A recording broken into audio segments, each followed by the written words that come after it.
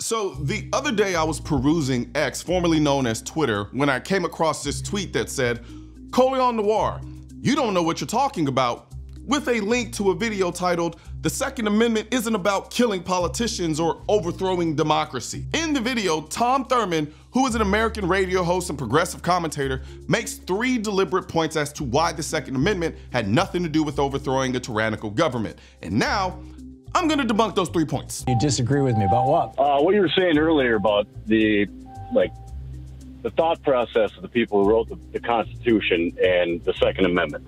All right. I would love for you to be, I'll be one of those guys with a coffee mug and sign saying, "Prove me wrong." You're gonna have to explain it to me. I don't see how, given that these people just overthrew a government that was oppressive, they had to use their guns in order to do that, why they would not be thinking when they wrote in the Second Amendment that, hey, we're going to need to use the same weapons that the government might have if we ever need to do this again. And they are of the understanding that a government can become so oppressive. Now, before I break down his response, can we talk about how absolutely inflammatory the title of this video is? Killing politicians and overthrowing democracies? That's not at all what he said. The caller is talking about overthrowing an oppressive government that threatens democracy. Why would he want to overthrow democracy if he's worried about an oppressive government, which is antithetical to democracy? Based on this title alone, you know he's about to spit some bullshit. The reason why they didn't think that they would ever have to have guns to overthrow the government of the United States is because it was a completely different type of government. They were creating a democracy. They had overthrown a kingdom. Kingdoms are completely, consequentially, totally different kinds of governments. Democracies, these guys were true believers. They believed that a democracy would survive. They believed that a democracy would produce the very best outcome, and that a democracy would have to defend itself. And in fact, you know, there were a couple of rebellions. You know, Shays' rebellion is probably the most famous. Where George Washington and his buddies put down the rebellions. So they definitely weren't thinking about, gee, we want a little rebellion. Thomas Jefferson's comments when he was in Paris about the French Revolution, periodically the tree of liberty needs to be watered with the blood of patriots. He was speaking of the French Revolution, in support of the French Revolution. Those comments notwithstanding, nobody among the founding generation was saying, someday in the future, this government that we're creating, we, the people, are going to have to destroy. Just didn't happen. Yeah, except the founding fathers literally wrote the opposite in the Declaration of Independence. That to secure these rights, governments are instituted among men, deriving their just powers from the consent of the governed. That whenever any form of government becomes destructive to these ends, it is the right of the people to alter or to abolish and to institute new government. The American colonies wanted independence from British rule because they felt the British policies weren't democratic enough. So the people came together with their personal guns to fight against that tyrannical government for their independence and established a democracy. And to protect that democracy, they wrote a directive to the government in the form of the Second Amendment saying, the right of the people to keep and bear arms shall not be infringed. Why would they need to tell that to the people whose rights they're trying to protect? Clearly, they're talking to the government. That will be put in place by the people to protect their rights. But if a government stops protecting those rights and becomes tyrannical, the people and their guns will have the power to change it or create a new one. The argument that Jefferson put forward, and he was so outspoken about this, there's at least a dozen letters he wrote about this, including to the convention and including published in newspapers and everything, was that we should not have a standing army during a time of peace because a standing army is the mother of all mischief. It was his phrase, that a standing army has the potential to rise up and overthrow the country, a military coup, like what happened in Egypt just a couple of years ago. And so his solution to that, and there was this huge debate about how do we prevent a standing army from being a threat to a nation. And his solution was, don't have a standing army during times of peace. Only have every state have a militia, the equivalent of what we would today call the National Guard. And during a time of national emergency, the federal government, out of White House, the president, can call up those state militias And that's in the Constitution. It's in Article 8 of the Article 1, Section 8 of the Constitution. And so Jefferson argued we should have no standing army. We should have a standing navy. And in fact, again, Article 1, Section 8 of the Constitution specifically says we can have a navy. That whole debate about whether we should have a standing army or not, which was a hot debate from the 1770s right up until the end of the Jefferson presidency, that debate ended with the War of 1812. Because after the War of 1812, in 1815, when that war was resolved, everybody agreed we need to have a standing army.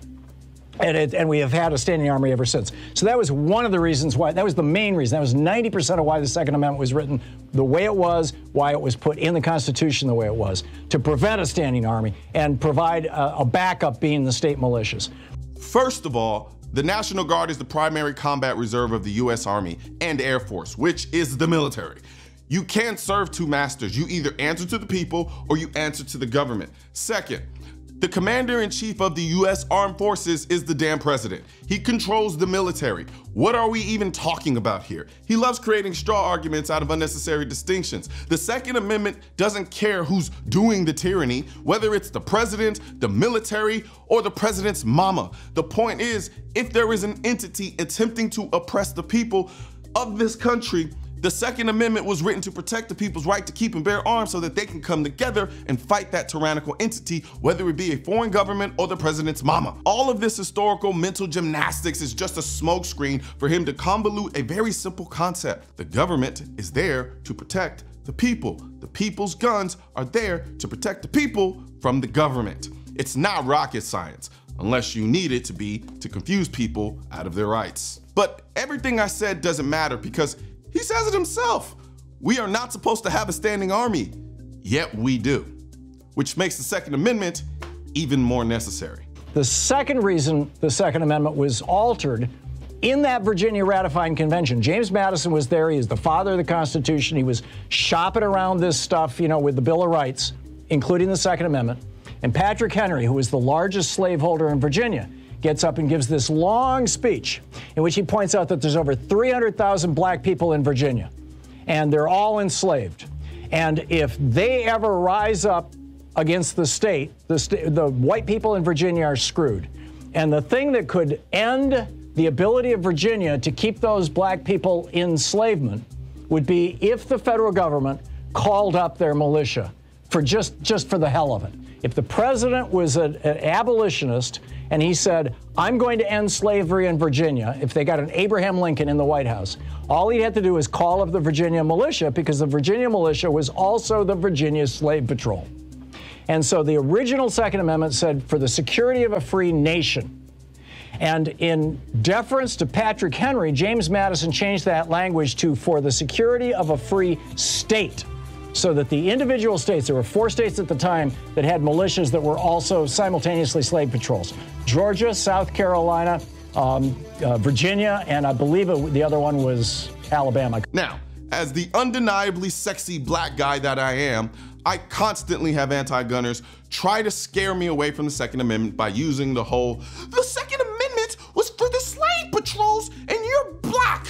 Why would you support the Second Amendment? They didn't need the Second Amendment to protect their ability to continue slavery. If the government ever tried to abolish slavery, the states that supported slavery would just come together and go to war with the government. Oh wait, that's exactly what happened. It was called the Civil War. But what's even goofier is that the purity of the language of the Second Amendment is part of what started the Civil War. Are we just gonna act like the Dred Scott majority opinion doesn't exist?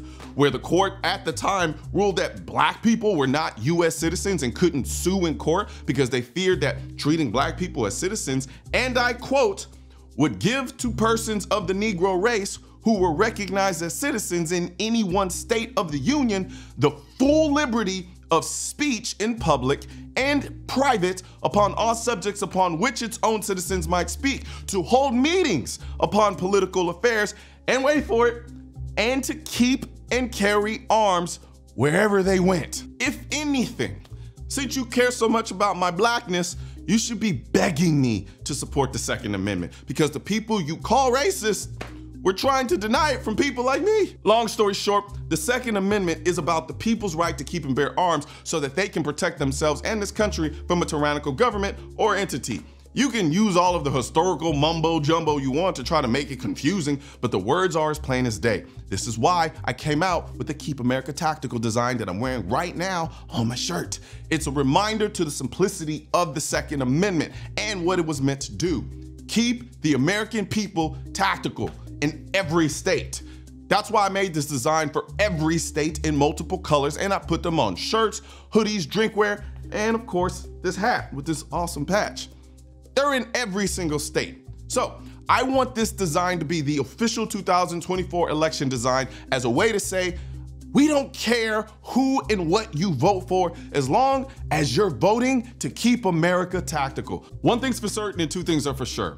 Politicians and tech giants don't want gun content to be recommended to you, and we're all fighting this culture war together. Now you can help do your part by liking, commenting, subscribing to the channel, but most importantly, sharing this video with at least one person. Together we can stop the suppression of our 2A rights. And don't forget to click the link in the description section of this video for the products that I mentioned in this video.